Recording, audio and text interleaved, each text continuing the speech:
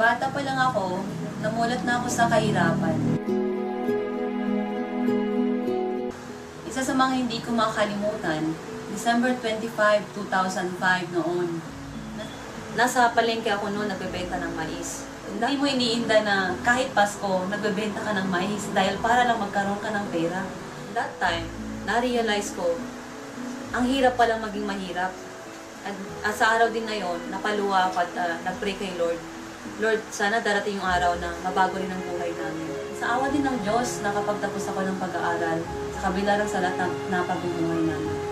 At syempre, sobrang tuwa ko naman dahil sa pagkakaalam, pagtapos ka na mag-aral, ay makakatulong ka na sa pamilya mo. Pero nagkamali pala ako dahil noon, nagtatrabaho na ako sa Manila, pero kahit 500 pesos hindi ko may padala sa pamilya ko dahil nga sa sobrang liit din ang kinikita ko noon. Kaya nag-decide ako na mag-abroad dahil sa paniniwala na pag nag-abroad na ako, makakatulong na ako sa pamilya ko. Nag-apply ako bilang domestic helper sa Hong Kong. Nung nasa Hong Kong na ako, doon ko na-realize, mahirap palang mag-abroad. Lalo na kung milya-milya pa ang layo mo sa pamilya mo. Kaya hindi rin ako nagtagal doon dahil nga nakahanap ako ng amo na halos ayaw kong pakainin at tinatrato ako ng hindi maganda. Kaya nag-decide ulit ako na umuwi na lang ng Pinas. Pag-uwi ko ng Pinas, wala akong trabaho.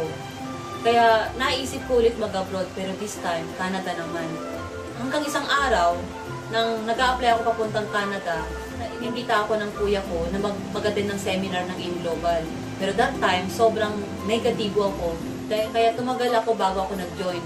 Pero nung nag-join ako, hindi ko sukat akalain na after 2 years na ginawa kong In Global ng seryoso, I earned my first million.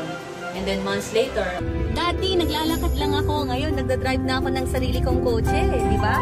I bought my brand new car na Hyundai Elantra at isa sa mga pinapangarap ko na maging bridal car.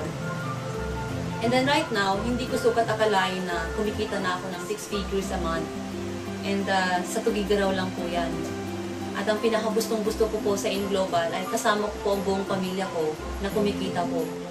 Actually, ngayon po, lima po kayo magkakapatid na ngayon may kanya-kanya na pong sasakyan na dati po pangarap lang po namin.